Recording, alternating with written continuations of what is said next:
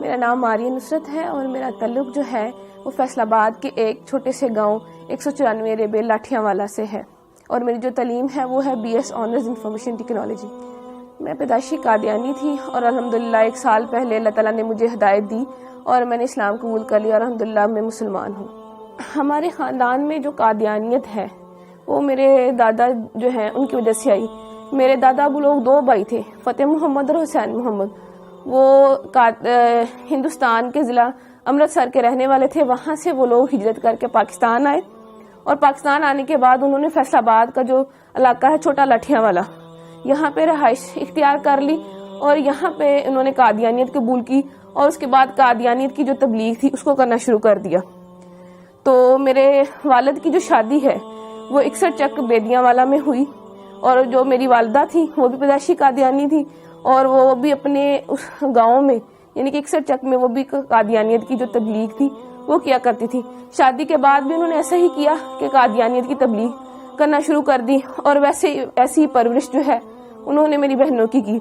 تو جیسی پرورش انہوں نے میری بہنوں کی کہ قادیانیت کی تبلیغ کو عام کرنا اور قادیانیت کے لیے مختلف علاقوں کے دورے کرنا، ویسی انہوں نے تربیت جو تھی وہ میری بھی کی۔ تو میرے والد صاحب جو ہیں ان کے پاس جو قادیانیوں کی جماعت کا جو ایک چندہ لینے کا عہدہ ہوتا ہے، چندہ تحریک جدید، اس کا جو چندہ تھا وہ لیتے ہوتے تھے، اس کے سیکٹری تھے، یعنی تحریک جدید کا چندہ اکٹھا کرنے کے سیکٹری تھے۔ اور میرے جو تایا ابو تھے وہ جو وقف جدید جو تھے چندہ اس کو اکٹھا کرتے تھے، یعنی کہ سیکٹری وقف جدید تھے۔ اور میرے تایا ابو کا بیٹا جو وہ ہے سیکٹری ضیافت، یعنی کہ اس کا کام یہ ہے کہ مختلف علاقہ جات سے جتنے بھی مربیان آتے، مہمان آتے، ان کی رہائش کا بندوبست کرنا، ان کے کھانے کا بندوبست کرنا، یہ سارا کام جو تھا یہ ہمارے گھرانے میں ہوا کرتا تھا۔ اور اس کے علاوہ جو میری بہن تھی وہ بھی سیکٹری مال تھی، ایک میری بہن سیکٹری ناصرات بھی رہی، ایک میری بہن سیکٹری تعلیم بھی رہی، اور ایک وقت میں میرے پاس بھی سیکٹری تعلیم تربیت کا عہدہ تھا۔ اس کے بعد پڑھائی کی وجہ سے وہ میں نے عہدہ چھوڑ دیا اور میں نے ان کے اسکول میں پڑھانا شروع کر دیا، اور میں نے ان کے اسکول میں تقریباً 2 سال جو ہے ملازمت کی۔ فیصل آباد میں ان کی بہترین ڈبیٹر تھی، فیصل آباد کی طرف سے سلیکٹیولی یعنی کہ پورے فیصل آباد کو ریپرزینٹ کرنے کے لیے میں ایک دفعہ چناب نگر گئی تقریری مقابلے میں۔ وہاں وہ جو مقابلہ تھا اس میں میری دوسری پوزیشن آئی، اور اس مقابلے کے بعد ان کے یہاں ایسا ہوتا ہے کہ مقابلے کے بعد جو ہے سوال و جواب کا پروگرام رکھا جاتا ہے۔ اس سوال و جواب کے پروگرام میں نے ان کا جو خلیفہ ہے، موجودہ خلیفہ مرزا مسرور، اس کی بہن جو تھی اس سے میں نے سوال کیا کہ مرزا قادیانی جو ہے اس نے اپنی کتاب میں لکھا ہے کہ میں نے خواب میں دیکھا کہ قرآن کریم میں قادیان کا نام استعمال ہوا ہے، یعنی قرآن کریم میں قادیان کا لفظ آیا ہے۔ تو میرا آپ سے یہ سوال ہے کہ مجھے دکھایا جائے کہ قرآن کریم میں کہاں قادیان کا لفظ استعمال ہوا ہے۔ تو یہ میرا جو سوال تھا وہ پرچی پہ لکھ کے میں نے اس کو بھیجا۔ تو جب اس سوال کی باری آئی تو اس نے جب سوال کھولا تو اس کے پاس سوال کا جواب نہ تھا، اور وہ پوچھنے لگے کہ کس نے یہ سوال جو ہے کیا ہے۔ اس کے بعد ایک اور لڑکی نے سوال کیا تو مرزا مسرور کی بہن کے پاس اس کا بھی جواب کوئی نہ تھا۔ تو ان کی ہٹ درمی دیکھ لیں کہ بجائے یہ ماننے کے کہ اس لڑکی کو یا مجھے یہ کہہ دیتی کہ میرے پاس اس سوال کا جواب نہیں ہے، میں بعد میں آپ کو کنسلٹ کر کے پڑھ کے ریڈ کر کے میں آپ کو اس کا جواب دے دوں گی، کہنے لگی، آگے سے لڑنا شروع ہو گئی۔ ایک ان کی قادیانیوں کی اتنی بہت بڑی مبلغہ بن کے آگے سے لڑنا شروع ہو گئی کہ اگر تمہیں زیادہ پتا ہے تو تم میری کرسی پہ آ جاؤ، تم آ کے لوگوں کو سمجھانا شروع کر دو، ایسے ہے ویسے ہے۔ تو اس وقت ساتھ میری جو بڑی بہن، میں نے ان کو بتایا، میں نے کہا دیکھ لیں یہ جو سوال ہے کہ قادیان کا لفظ قرآن کریم میں کہاں استعمال ہوا ہے، یہ میں نے لکھ کے بھیجا ہے، ان کے پاس اس سوال کا جواب نہیں ہے۔ تو میری بہن حیران ہو گئی اور مجھ سے پوچھنے لگی کیا واقعی میں ایسا ہے؟ میں نے اس کو بتایا جی بالکل ایسا ہے۔ اس کے بعد میں نے اس کو اور بھی سوال پوچھے، اپنی بہن سے پوچھے۔ میں نے کہا جب میں یونیورسٹی میں پڑھتی ہوں تو لڑکیاں مجھ سے سوال کرتی ہیں، ان میں سے کچھ سوال میں نے ان کو بتایا۔ میں نے ان کو کہا مرزا غلام احمد قادیانی، اس نے اپنی کتاب میں لکھا ہے ہم مکہ میں مریں گے یا مدینہ میں، اور حالانکہ مرزا صاحب کی جو وفات ہے وہ تو لاہور میں ہوئی تھی اور ان کو دفنایا قادیان میں گیا۔ تو میری بہن کہنے لگی کیا واقعی لکھا ہوا؟ میں نے کہا ہاں لکھا ہوا۔ میں نے کہا پھر جو ہے انہوں نے اپنا ایک کشف جو ہے اس میں لکھا ہوا ہے کہ میں نے خواب میں دیکھا کہ میں خود خدا ہوں اور میں نے یقین کر لیا میں وہی ہوں۔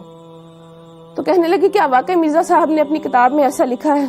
تو میں نے اس کو بتایا، میں نے کہا ہاں فلاں فلاں کتاب میں فلاں فلاں جگہ پہ لکھا ہوا ہے. تو وہ بڑی پریشان ہوئی. پھر اس کے بعد جب میں واپس گاؤں آئی، میں نے اپنے گھر والوں سے آ کے بھی اس کا تذکرہ کیا. رات کو بیٹھے ہوئے تھے، میرے والد صاحب بھی بیٹھے تھے، میں نے اپنے والد صاحب سے بھی تذکرہ کیا. میں نے کہا ابو ایسے ایسے وہاں پہ جو بھی ہوا میں نے ان کو بتایا. تو میرے ابو پوچھنے لگے کیا واقعی لکھا ہوا ہے؟ اس کے علاوہ پھر میں نے ان کو اور بھی حوالہ جات دیے، جیسے کہ مرزا صاحب نے مسلمانوں کو گالیاں دی ہیں، یا مرزا صاحب نے یہ کہا ہے کہ اللہ تعالیٰ نے میرے گھر پیدا ہونا ہے. تو یہ باتیں ساری سن کے میرے ابو بہت پریشان ہو گئے. اس کے بعد جو تھا میری امی نے وہ ہمیں اس ٹاپک پہ بات کرنے سے منع کر دیا. میرے اسلام قبول کرنے کی وجہ کچھ یوں بنی کہ میں نے تعلیم مکمل کرنے کے بعد ایک اسکول میں جو ہے بطور ٹیچر انٹرویو دیا اور وہاں میری سلیکشن ہو گئی. ایک دن ہم بریک کے وقت بیٹھے ہوئے تھے تو اچانک مذہبی گفتگو جو تھی وہ شروع ہو گئی. تو ہمارے اسکول کے جو پرنسپل صاحب تھے انہوں نے قادیانیت کے موضوع پہ بات کرنا شروع کر دی. تو چونکہ میں قادیانی تھی تو میں نے بھی اس میں حصہ لینا شروع کر دیا. میں نے بھی ان کو بتایا کہ قادیانیت کے میں فضائل و مراقب جو تھے وہ انہیں بتانا شروع کر دیے، کیا قادیانیت ایسے ہے ویسے ہے، یعنی کہ قادیانیت کی ایک بڑی اچھی تصویر میں نے ان کو بتانا شروع کر دی. لیکن وہ جو تھے پرنسپل صاحب ان کو پتا تھا کہ قادیانیت کیسا کفر ہے، کیسی غلاظت ہے، کیسی گندگی ہے. تو انہوں نے قادیانیت کی جو عقائد تھے وہ بتانے شروع کر دیے کہ قادیانی جو ہے تو نعوذ باللہ مرزا قادیانی خود کو خدا کہتا ہے، خود کو محمد رسول اللہ صلی اللہ علیہ وسلم کہتا ہے، توبہ نعوذ باللہ کلمہ کی توہین کرتا ہے اور مسلمانوں کو گالیاں دیتا ہے، اہل بیت اطہار کی شان میں گستاخی کرتا ہے، صحابہ کی شان میں گستاخی کرتا ہے. جب یہ تمام باتیں میں نے سنی تو میں اتنا ڈر گئی کہ میں بہت زیادہ خوفزدہ ہو گئی اور مجھے بالکل جو تھا وہ چین نہیں مل رہا تھا کہ کیسے ایک شخص جس کو ہم نبی مانتے ہیں وہ کیسے اتنی گستاخیاں کر سکتا ہے، کیسے اللہ پاک کی شان میں گستاخی کر سکتا ہے یا آپ صلی اللہ علیہ وسلم کی شان میں گستاخی کر سکتا ہے. تو میں گھر آتی ہوں تو میں سو جاتی ہوں اور میں نے جب خواب دیکھا تو میں وہ خواب دیکھ کے بہت ڈر جاتی ہوں. خواب کچھ اس طرح ہے کہ میں اپنے گھر کے باہر موجود ہوں، گرمیوں کے دن ہے، سخت گرمی ہے اور میں گلی میں اکیلی موجود ہوں، میرا سر بھی ننگا ہے اور میرے پاؤں بھی ننگے ہیں. تو میں ڈر کے مارے دوڑنا شروع کر دیتی ہوں کہ مجھے کوئی مار نہ دے. بہت دوڑتی ہوں اور پھر جب دیکھتی ہوں اپنے آپ کو ایک قدم بھی میرا آگے نہیں بڑھتا. اس بات سے میں بہت پریشان ہو جاتی ہوں کہ میں نے اتنی محنت کی، اتنی دوڑی، اتنی جو ہے ہمت کی میں نے، لیکن اللہ تعالیٰ نے میرا ایک بھی قدم آگے نہیں بڑھایا. اسی وقت میری آنکھ کھل جاتی ہے اور میں دیکھتی ہوں کہ میرا پورا جسم جو ہے وہ پسینے سے شرابور ہے اور مجھے اپنے آپ سے بہت گندی بدبو آتی ہے. پھر اس کے بعد یہ خواب جو ہے مجھے متواتر آیا اور جب بھی آتا مجھے ایسے ہی ڈرا جاتا. اس کے بعد چند دن بعد میں اسکول گئی تو وہ جو اسکول کے پرنسپل صاحب تھے وہ مرزا قادیانی کی کتابیں لے کے، روحانی خزائن کی مختلف جلدیں لے کے بیٹھے ہوئے تھے. انہوں نے مجھے بلایا اور مجھے کہنے لگے کہ جو جتنی باتیں میں نے تمہیں، یعنی کہ جتنے قادیانیوں کے عقائد میں نے تمہیں بتائے ہیں، اگر میں تمہیں ان کتابوں سے دکھا دوں تو کیا تم یقین کر لو گی؟ میں نے انہیں کہا جی میں ضرور یقین کروں گی.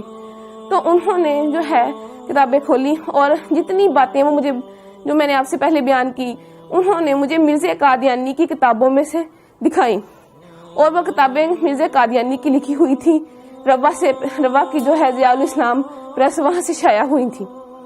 اس کے بعد جو ہے میری ملاقات، جو میرے دماغ میں شکوک و شبہات تھے یا سوالات تھے تو ان کو دور کرنے کے لیے میری جو ملاقات تھی وہ ایک سابق قادیانی جو کہ اب مسلمان ہو چکے ہیں اور ختم نبوت کے بہت بڑے مبلغ ہیں، عرفان محمود برق صاحب، ان سے میری ملاقات ہوئی. تو انہوں نے جتنے بھی میرے شکوک و شبہات تھے وہ سارے دور کیے اور قادیانیت کی جو غلاظتیں تھی جو مجھ پہ نہیں کھلی تھی وہ کھول کر مجھے بیان کی. اور ان کی جو کتاب تھی قادیانیت سائنس و اسلام کے کٹہرے میں انہوں نے مجھے وہ پڑھنے کے لیے دی. تو اس کو پڑھ کے جتنے بھی میرے دماغ میں سوالات تھے وہ سارے کے سارے وہ ختم ہو گئے. تو اس کے بعد پھر میں نے مرزا قادیانی پہ اور قادیانیت پہ کروڑوں لعنتیں بھیجنے کے بعد آپ صلی اللہ علیہ وآلہ وسلم کی غلامی میں آ گئی اور کلمہ طیبہ پڑھ کے اسلام قبول کر لیا. اس کے بعد جب میں گھر گئی میں نے اللہ تعالیٰ سے جا کے دعا کی کہ اللہ تعالیٰ مجھے کوئی رستہ بتا کہ مجھے کوئی ایسا نشان دکھا کہ مجھے پتہ چل سکے کہ میں نے آج جو کیا میں سچ پہ ہوں، میں حق پہ ہوں. تو میں جو ہے میں سو گئی. تو میں نے وہی خواب جو میں پہلے دیکھتی تھی اور میں ڈر جاتی تھی، وہی خواب مجھے دوبارہ آیا کہ میں اپنے گھر کے باہر موجود ہوں، گرمیوں کے دن ہے، سخت گرمی ہے، اور میں ڈر کے مارے بھاگنا شروع کر دیتی. لیکن اس دفعہ معاملہ جو تھا وہ الٹ ہو گیا کہ جب میں ڈر کے مارے میں بھاگنا شروع ہوئی تو بھاگتے بھاگتے کہ میں پکی سڑک پہ پہنچ گئی. تو میرا سر جو پہلے ننگا ہوتا تھا اس پہ ایک سفید چادر آ گئی خود بخود، اور میں نے دیکھا کہ میرے سامنے ایک شخص احرام باندھے کھڑا ہے. جب میں نے اپنی نظریں اوپر اٹھائیں تو میں نے سبز گنبد اور مینار کو پایا. تو اس کے بعد میری آنکھ کھل جاتی ہے اور مجھے اپنے آپ سے جو جہاں پہلے پسینے کی بدبو آتی تھی، اب مجھے اپنے آپ سے اتنی اچھی خوشبو آنے لگ گئی. تو میں نے اس بات پہ اللہ تعالیٰ کا شکر ادا کیا کہ اللہ تعالیٰ میرا جو دل تھا وہ اتنا مطمئن نہیں تھا، لیکن تو نے مجھے اپنے نبی کا روزہ دکھا کے مجھے بتا دیا کہ میں نے آج جو کیا وہ بالکل سچ تھا اور میں بالکل حق پہ ہوں.